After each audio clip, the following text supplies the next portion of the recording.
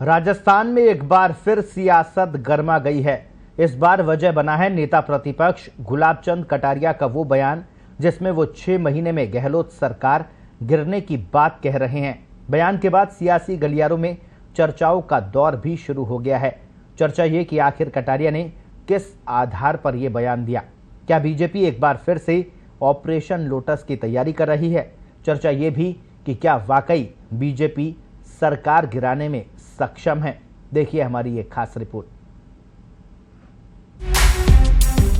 निश्चित रूप से इनके आपस में जिस दिन गणित का काउंटिंग बराबर बैठ जाएगी उस दिन ये सरकार जाएगी।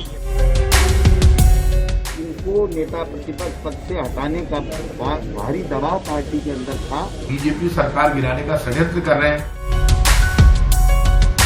राजस्थान की कांग्रेस सरकार पर आए सियासी संकट को खत्म हुए अभी 3 महीने का ही वक्त गुजरा है कि एक बार फिर नेता प्रतिपक्ष गुलाब चंद कटारिया के 6 महीने में सरकार गिरने के बयान ने राजनीतिक हलकों में हलचल बढ़ा दी है।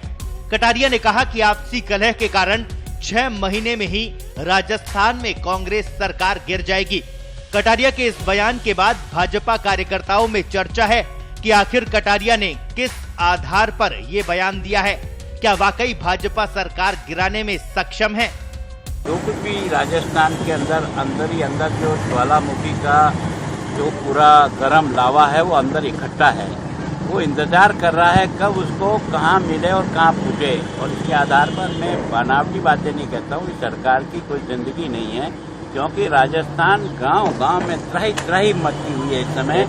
और इस पंचायत राज में जो परिणाम आएंगे ना वो इस सरकार को ले डूबने वाला है। जो मैं आज कह रहा हूँ निश्चित रूप से इनके आपस में जिस दिन गणित का काउंटिंग बराबर बैठ जाएगी उस दिन ये सरकार जाएगी। ये मैं आज कह रहा हूँ। कटारिया के बयान को लेकर चर्चा आम है कि मंत्रिमंडल विस्तार और राजनीतिक नियुक्तियां नहीं होने से कांग्रेस में अंदरूनी कलह बरकरार है। सचिन पायलट, रमेश मीणा और विश्वेंद्र सिंह के मंत्रिमंडल से बाहर होने के बाद कैबिनेट मंत्री भंवरलाल मेघवाल का पिछले दिनों बीमारी से निधन हो गया है। ऐसे में 9 मंत्री बनाए जा सकते हैं। इसे लेकर प्रभारी अजय माकन और मुख्यमंत्री अशोक गहलोत की चर्चा भी हो चुकी है। लेकिन नए साल में ही मंत्रिमंडल फेरबदल की अटकलें लगाई जा रही है। पिछले दिनों कठुमर विधायक बाबूलाल बैरवा ने भी अपनी ही सरकार के मंत्रियों पर आरोप मंडे थे। इस वजह से ये चर्चा जोरों पर है कि कांग्रेस में सब कुछ ठीक ठाक नहीं है। इसी कलह को कटारिया के बयान से जोड़कर देखा जा रहा है। वहीं कटारिया के बयान के बाद कांग्रेस आक्रामक हो गई है।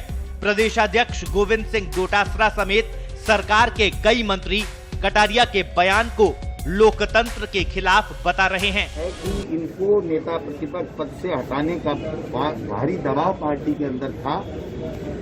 इसलिए इस शर्त के ऊपर इनको एक एक्सटेंशन 2-4-6 महीने का दिया गया है कि आपको ये बयान देना और माहौल पैदा करना है कि कांग्रेस की सरकार लोकतांत्रिक रूप से चुनी हुई है वो कैसे गिरे।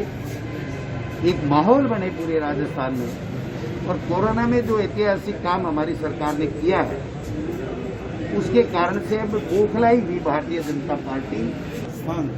कांग्रेस की आवाज की बात करें और कोई बात हो पार्टी के अंदर पार्टी प्लेटफॉर्म पे हमेशा अच्छी है। मैं तो पहले भी कहा था, खुद मुख्यमंत्री अशोक गहलोत ने कहा, कांग्रेस ने कहा कि बीजेपी सरकार गिराने का षड्यंत्र कर रही है। खुद कटारिया जी ने मान लिया कि हम सरकार को गिराने में 6 महीने बाद गिरा देंगे।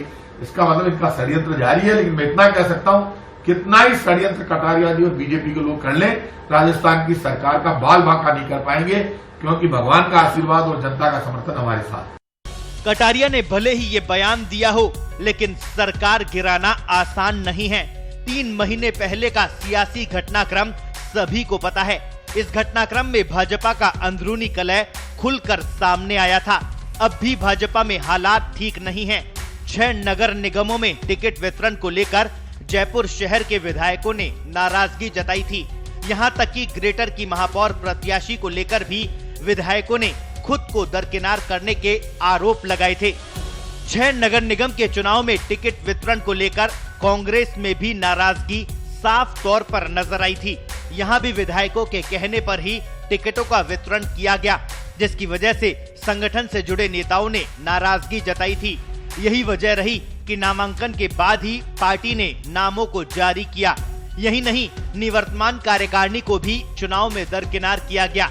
बहरहाल नेता प्रतिपक्ष गुलाब चंद कटारिया के बयान के बाद राजस्थान की राजनीति एक बार फिर गर्मा गई है।